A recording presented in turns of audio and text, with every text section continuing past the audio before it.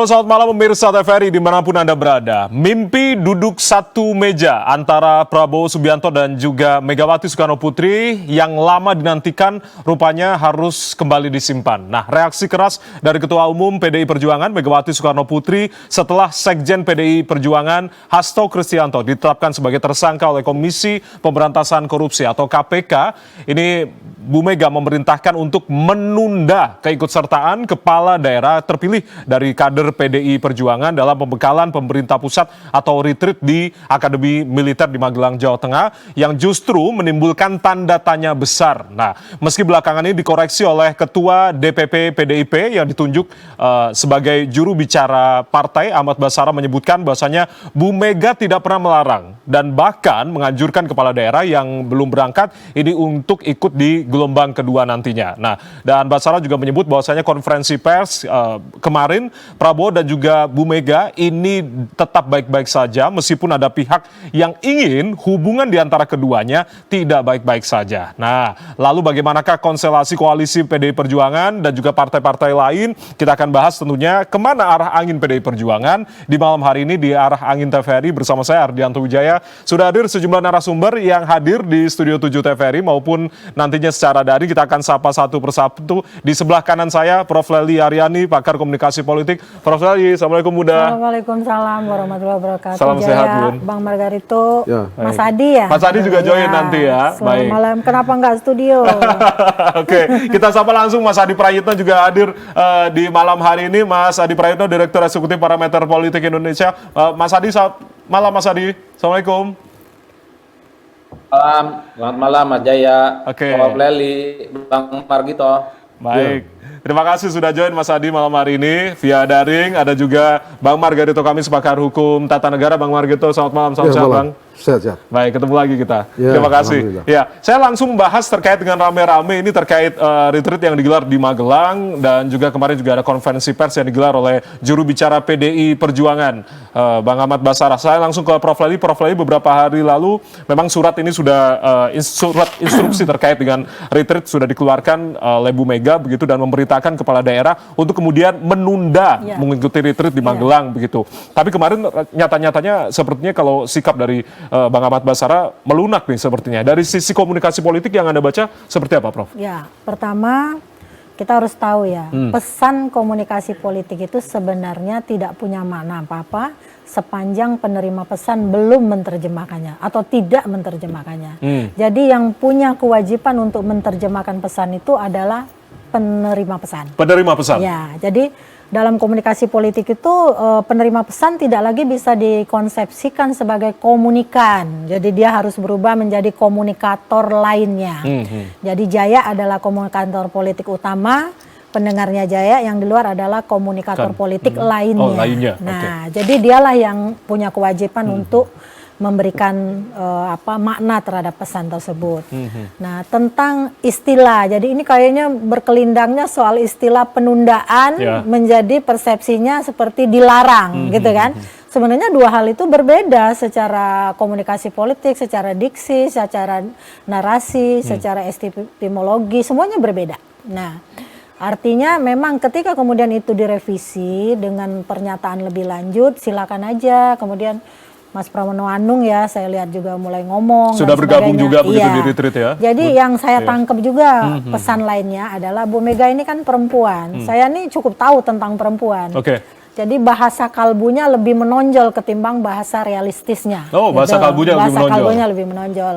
Apalagi notabene kan mereka dalam suasana hati yang kurang nyaman gitu ketika pasca ditahannya Mas Hasto gitu. Sementara mungkin relasi komunikasi politik antara Bu Mega sama Pak Hasto itu deket.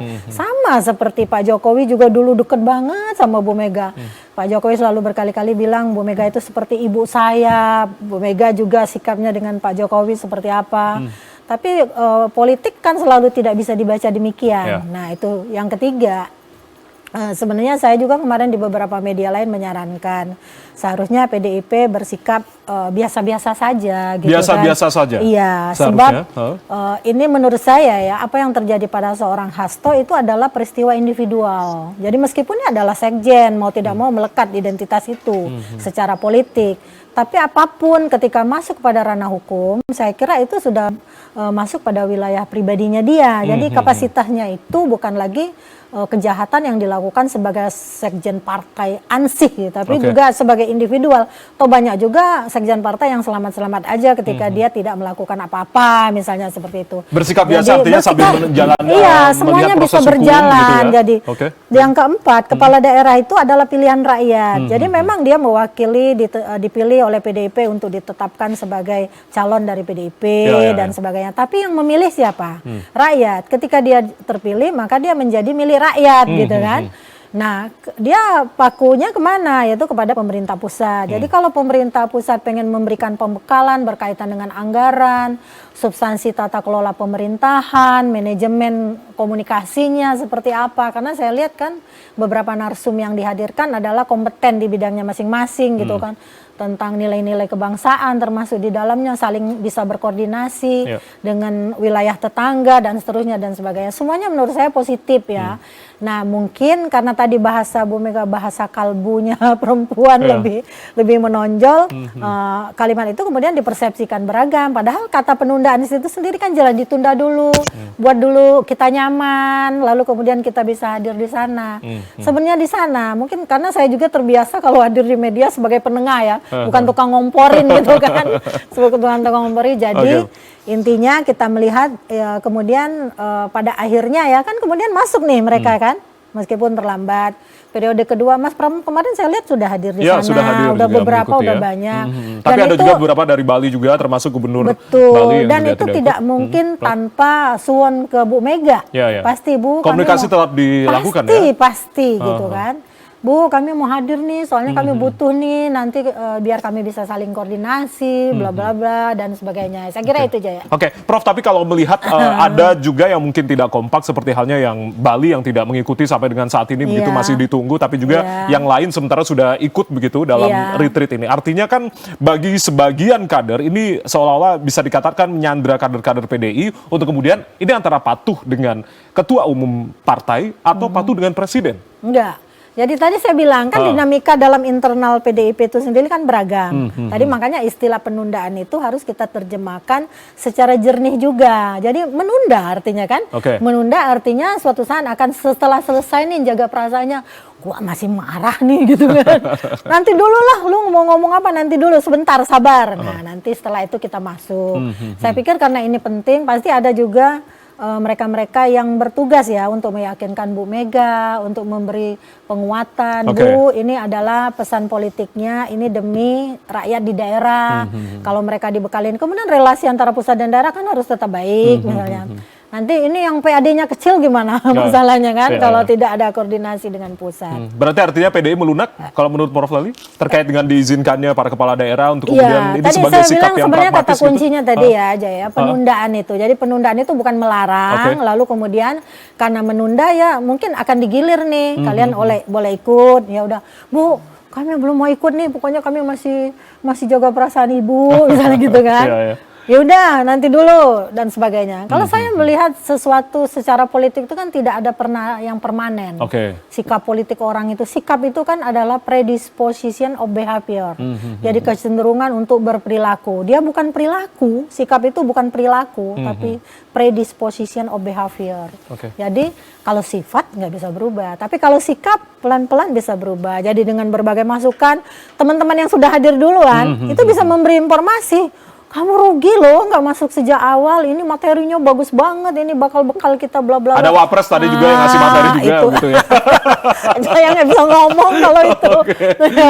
Jadi mungkin ya ada beberapa hal. Nah mungkin ada yang belum mau nih dihadiri Wapres barangkali kan kita harus juga bisa menerima, karena itu kan tidak ada sanksinya kecuali sanksi sosial barangkali kan. Sanksi hukumnya nanti Bang Margarito yang ngomong kalau memang itu. Kita beralih ke Bang Margarito, Bang. Kalau berbicara ada pendapat sejumlah pakar hukum ini terbagi begitu ketika kita lihat lagi Undang-Undang nomor 23 tahun 2014 tentang pemerintahan daerah. Ini soal pendidikan dan juga pembinaan atau retreat ini. Ada yang setuju dengan pola retreat semi militer, tapi ada juga yang ternyata tidak setuju karena ini tidak ada kata retreat dan juga tidak ada kata wajib begitu terkait dengan retreat ini dalam undang-undang. Tanggapannya Bang Marga? Rakor, wajib nggak? Kenapa? Rakor, rapat koordinasi. Rapat koordinasi. Wajib nggak? Kalau rakor antara pemerintah pusat dengan daerah, wajib nggak? Seharusnya wajib gitu? Enggak. Oh, tidak wajib Enggak. artinya? Lalu karena tidak wajib, rakor yang dilaksanakan oleh presiden dengan pemerintah daerah, katakanlah dengan gubernur nggak datang. Satu ya. Yang kedua, rakor itu urusan manajemen. Gitu ya. Ini urusan manajemen. Retreat ini. Nah, oleh karena itu tidak ada alasan bagi siapapun asal dia berstatus gubernur, bupati, wali kota untuk tidak datang. Apapun alasannya. Apapun alasannya? Apapun alasannya. Termasuk Kenapa? pemerintah? Oh iya, tidak bisa. Apa dasarnya? Anda ini anak buahnya presiden. Kenapa anak buahnya presiden? Anda melaksanakan sebagian dari kekuasaan presiden. Tapi kan ada Jangan alasan salah. untuk gelombang kedua begitu, enggak, Pak Margarito? soal lain. Soal lain. Oke. Begitu ya, satu. Karena itu tindakan-tindakan pemerintahan yang diambil oleh presiden itu tidak bisa dinegosiasi. Anda senang atau tidak senang. Jangan salah, tatanan penyelenggaraan pemerintahan itu didasarkan pada aturan. Dan aturan itu memungkinkan presiden itu mengambil kebijakan. Ini kebijakan. Karena tadi Anda bilang gitu ya, di Undang-Undang Nomor 23 Tahun 2014 itu tidak diatur hal ihwal ini. Termasuk dalam Undang-Undang Nomor 23 Tahun 2014 itu juga tidak diatur misalnya rapat koordinasi, misalnya antara presiden pemerintah pusat dengan pemerintah daerah. Nggak ada tuh. Nah, berarti ada dasar hukumnya ini tidak ada. Nah, ini kebijakan. Kebijakan. Dalam kerangka penyelenggaraan pemerintahan. Kenapa? Anda ini gubernur, Anda ini bupati, Anda ini wali kota. Begini loh. Supaya Anda beres, kita bikin begini manajemennya. Jadi dalam kerangka penyelenggaraan pemerintahan, wajib datang. Harus datang orang-orang ini. Oke, berarti kalau tidak ada landasan hukum, tidak ada konsekuensi hukumnya berarti? Memang tidak ada konsekuensi direct terhadap orang-orang ini. Oke. Begitu ya. Itu betul. Saya setuju itu gitu. Mau stick apa? Mau kasih apa? Mau hukum apa dia? Nggak bisa gitu ya. Hukum karma kali. Nggak begitu ya. Nggak bisa, tetapi Anda jangan lupa juga bahwa selalu akan ada cara untuk mendisiplinkan orang-orang ini. Selalu akan ada cara. Karena itu tadi ya saya kira pemerintah daerah, gubernur dan bupati wali kota ini mesti cerdas membaca arah angin. Membaca apa dinamika politik pemerintahan pusat. Juga mesti mereka baca karena mereka politisi. Sebagai orang tata negara saya mau katakan bahwa relasi antara gubernur dan presiden, relasi antara presiden dengan bupati atau relasi antara gubernur dengan wali kota atau bupati itu bukan relasi politik, relasi hukum. Karena relasi hukum karena relasi hukum maka karakternya adalah instruktif, normatif. Kalau relasi politik saling mempengaruhi, ada game di situ, ada move dan segala macam, itu politik. Tapi dalam konteks hukum relasinya adalah relasi hukum. Karena relasi hukum maka karakternya adalah normatif dan instruktif, tidak kurang dan tidak lebih. Dalam titik itu maka Anda, minta maaf sekali lagi Profesor, Anda tidak bisa menggunakan kata hati untuk memilih satu tindakan pemerintahan. Tidak bisa. Anda tidak boleh menggunakan preferensi politik untuk menentukan satu tindakan pemerintahan. Tidak bisa. Apa yang digariskan dalam aturan, itu yang mesti dikerjakan. Anda senang atau tidak senang, suka atau tidak suka. Begitu itu. Dan kalau kita bicara bernegara ya, kita bicara berpemerintahan ya, lain kalau kita bicara politik.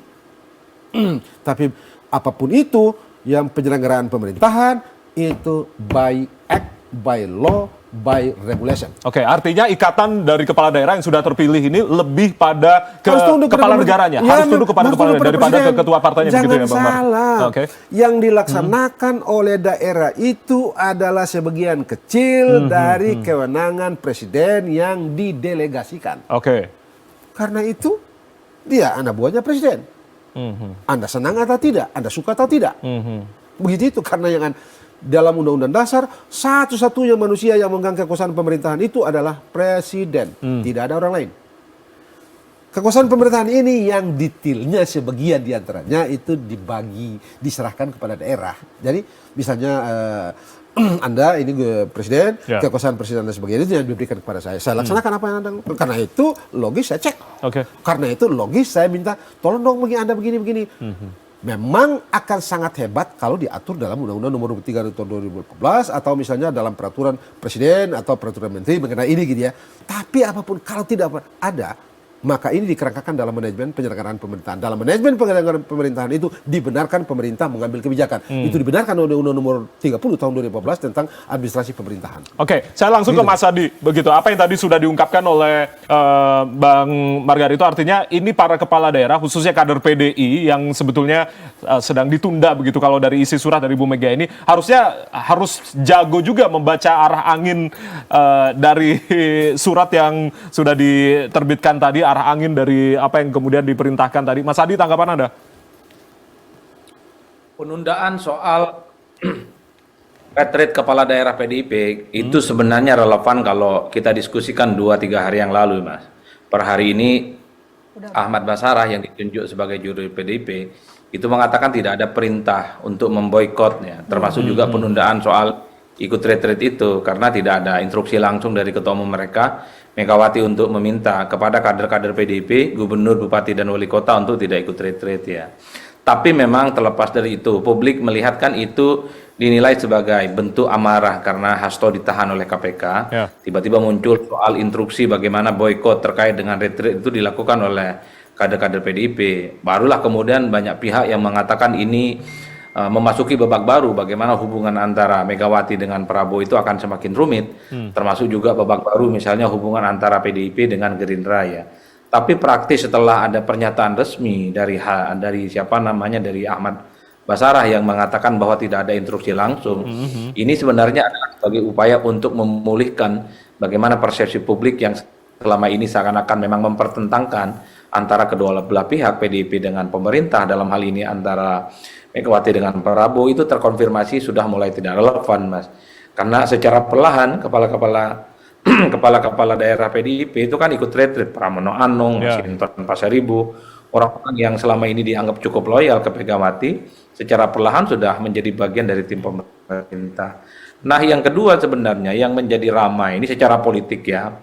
Ini kan publik bertanya-tanya apa pentingnya ataupun apa yang kemudian membuat kepala-kepala daerah itu seakan-akan merasa penting dan seolah-olah wajib untuk ikut retreat, mengingat kepala daerah ini adalah mereka yang dipilih oleh rakyat di daerahnya masing-masing, gubernur, bupati, dan wali kota. Beda ceritanya kalau retreat itu terjadi pada menteri, wakil menteri, dan kepala badan yang memang mereka itu adalah bagian dari pembantu presiden, mereka itu adalah anak buah presiden, di mana posisi mereka itu sangat tergantung dan bagaimana posisi presiden dalam memberikan jabatan kepada mereka. Jadi wajar kalau kemudian retreat wajib hukumnya diberikan kepada mereka yang menjadi pembantu presiden. Tapi secara politik, ketika gubernur, bupati, dan wali kota tidak dipilih oleh presiden, tidak ditunjuk langsung oleh presiden, orang bertanya-tanya apa urgensi dan relevansinya untuk melakukan retreat. Kenapa kepala-kepala daerah ini harus ikut retreat? Kalau hanya sebatas sinkronisasi, kalau hanya sebatas misalnya ada upaya-upaya untuk menyamakan persepsi dan chemistry antara pemerintah pusat dan daerah, saya kira bukan retreat jawabannya. Bisa sosialisasi yang selama ini sudah dilazim dilakukan oleh pemerintah melalui Kementerian Dalam Negeri, atau misalnya cukup dengan Zoom. Karena kita tahu kan demi anggaran efisiensi, pengetatan anggaran di semua kementerian dan lembaga, mestinya retreat yang menghabiskan dana 13 miliar itu kan tidak dilakukan. Kalau hanya sebatas bagaimana misalnya mendengarkan sosialisasi anggaran antara pusat dan daerah sinkron, meningkatkan kapasitas kepemimpinan, termasuk juga bagaimana misalnya mempertemukan antara satu kepentingan daerah dan pusat. Sejauh yang saya ketahui, tanpa retreat sekalipun, daerah dan pusat itu tidak ada yang pernah bertentangan, Mas. Sejauh yang saya tanpa ada retreat sekalipun, tidak ada daerah-daerah, gubernur, bupati, dan wali kota itu yang kemudian membangkang terhadap pemerintah pusat. Semuanya tegak lurus. Semuanya itu memang terpola dengan cukup rapi, tanpa ada sinergi sekalipun. Makanya wajar kalau kemudian retreat kali ini itu dianggap pertama dalam sejarah di mana untuk mengkomunikasikan kepentingan pusat antara daerah. Jadi di situ sebenarnya. Kalau publik melihat secara saya minta tanggapan Prof. Lely dan juga Bang Margarito, apa yang tadi sudah diungkapkan Mas Adi, seharusnya lewat sosialisasi, lewat Zoom, ini sebenarnya bisa dilakukan di tengah efisiensi yang dilakukan saat ini, Prof. Singkatnya. Jadi memang di tanggal 20 Februari 2025 itu Basarah menjelaskan kembali, tidak ada larangan tapi menunda. Jadi ada kata menunda. Itu dijelaskan juga lewat secara langsung oleh Basarah ya waktu itu. Kemudian menurut saya esensinya hukum tata negara pun adalah hukum politik. Jadi semuanya berbicara tentang bagaimana mekanisme politik itu bergerak dan sebagainya. Jadi memang kalau kita tarik ke belakang, kebetulan karena sudah lama jadi narsum di TVRI ya, sejak zaman pemerintahan Pak SBY bahkan kita waktu itu pernah membahas bagaimana dalam koordinasi antara Pak SBY dengan seluruh kepala daerah di istana, kemudian ada kepala daerah yang ngantuk. Ingat nggak? Lalu Pak SBY marah waktu itu kan. Lalu kemudian apa peduli gua katanya, yang milih saya rakyat bukan Pak SBY. Nah disitulah intinya kenapa Pak Prabowo pun berhati-hati mengatakan bagi yang tidak ingin mengikuti ini katanya silakan mundur. Jadi tidak ada istilah sanksi ancaman yang diberikan gitu kan, tapi memang dimaksudkan baik. Saya setuju juga dengan yang Mas Adi katakan, saya bahkan juga ngomong di banyak media. Ini retreat ini toh kenyataannya kemarin ketika rekrutmen menteri dan wakil menteri, staf khusus dan sebagainya, tidak berlama-lama setelah itu kan padahal mereka kan dibuat berbagai materi yang bahkan datangkan dari luar negeri. Ada handling media, itu kan bagaimana cara ngomong dan sebagainya, komunikasi politik dan sebagainya. Tapi kemudian ada beberapa menteri yang ngomongnya, wakil menterinya ngomongnya ngaco banget secara komunikasi politik. Jadi komunikasi politik itu adalah peristiwa penyampaian atau pertukaran pesan dari seseorang kepada sejumlah penerima pesan yang bisa mengatur tingkah laku orang di bawah kondisi perketentangan. Tapi ketika mereka ngomongnya ngaco kayak gitu, nggak jelas, kemudian ada tagar ini dan itu mereka komentari secara serampangan, maka akan menjadi masalah. Bahkan terbukti kemudian menterinya juga diresapel toh gitu. Itu hasil retreat sebelumnya kan, gitu kan. Nah, iya itu berapa banyak biaya belum baju seragamnya. Saya juga mikir nih di tengah tangisan anak bangsa yang lain di luar sana gitu, mereka kekurangan, kehilangan pekerjaan. Kita jalan ke TVRI aja sepanjang jalan itu ojek-ojek online ada ketika saya turun misalnya karena macet, bilang Bu dari pagi belum dapat order. Nah yang itu yang perlu dibantu, biaya retreat yang sebanyak ini toh kenyataannya harusnya ada evaluasi ketika ada retreat menteri, wakil menteri, staf khusus dan seterusnya kemarin. Lalu apakah itu nanti akan bisa dilanjutkan dengan kepala daerah atau mungkin ini juga adalah testing the water gitu ya, dicoba juga kepada kepala daerah. Kalau hasilnya sama, ya udah deh tahun depan pemilu ke depan nanti nggak usah lagi. Karena ini baru pertama kali dalam sejarah begitu itu digelar untuk kepala daerah begitu ya. Di sini namanya pola komunikasi. Jadi pola bukan komunikasi. Gaya komunikasi, bukan model komunikasi, tapi pola komunikasi. Pola komunikasi. Bang Margarito menanggapi apa yang sudah diungkapkan oleh Mas Adi tadi? Enggak begini. Anda nggak bisa bilang ini politik-politik gitu ya. Ini relasi hukum. Anda ini selenggarakan kekuasaan pemerintahan. Hukum tata negara ada hukum politik juga. Mana ada hukum tata negara itu politik? Bahwa itu adalah pelembagaan dari ide-ide. Yes, sebagian politik ya. Karena itu politik itu urusan akal-akal. Urusan akal-akal? Akal-akal. Urusan game, moving dan segala macam. Misalnya nih, membaca orang punya dalam hati, membaca orang punya kehendak. Dihukum nggak bisa, cek, objektif. Nggak ada cerita tuh. Hukum itu by norm, kaidah. Di politik nggak ada. Jadi silakan moving, main aja. No, nggak. Dihukum sah dan tidak sah. Prosedur atau tidak prosedur. Politik tidak ada urusan dengan itu. Hukum legal. Orang politik bicara legitimasi. Legitimasi is not the legal concept. Itu political concept atau social legal concept. Bahwa mimpi-mimpi kita itu lalu kemudian dituangkan dalam undang-undang, yes. Begitu itu. Karena itu orang sering kali mengatakan bahwa itu tubuh politik yang diberikan karakter normatif. Yes. Begitu itu. Kan hukum bukan cuma bukan cuma tata negara. Pidana misalnya, memang jatuh dari langit. Kan kita karang-karang ini, kita mau begini, kita mau begini, kita mau begini, kita mau begini, baru tulis dalam undang-undang kan. Sama dengan hukum dan tata negara kan. Dan itu bukan hukum tata negara, karakter tata negara. Karakter semua hukum. Itu adalah pelembagaan dari mimpi-mimpi, gagasan-gagasan, ide-ide yang kita anggap pantas. Kita tulis di situ menjadi hukum. Nah, sebelum itu urusan politik. Realitasnya gagasan ideal yang dibangun di atas hukum itu sering disalahgunakan oleh politik. Makanya mimpi itu harusnya diwujudkan. Konsep ideal. Makanya di panggung politik pun ada juga konsep ideal. Panggung depan bagi setiap orang itu adalah sebuah wilayah pertunjukan di mana perilaku tidak layak, tidak boleh muncul. Kita saksikan bagaimana hukum ditelikung.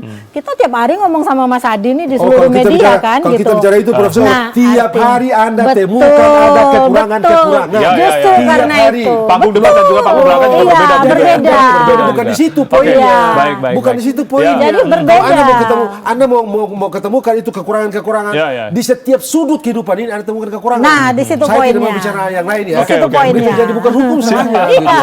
Oke, makin menarik pembahasan kita terkait dengan arah angin, kemana arah angin dari PDI Perjuangan. Usai jeda nanti saya akan minta tanggapan dari Mas Adi. Tetaplah bersama kami di Dialog Arah Angin TVRI, kami kembali saat lagi.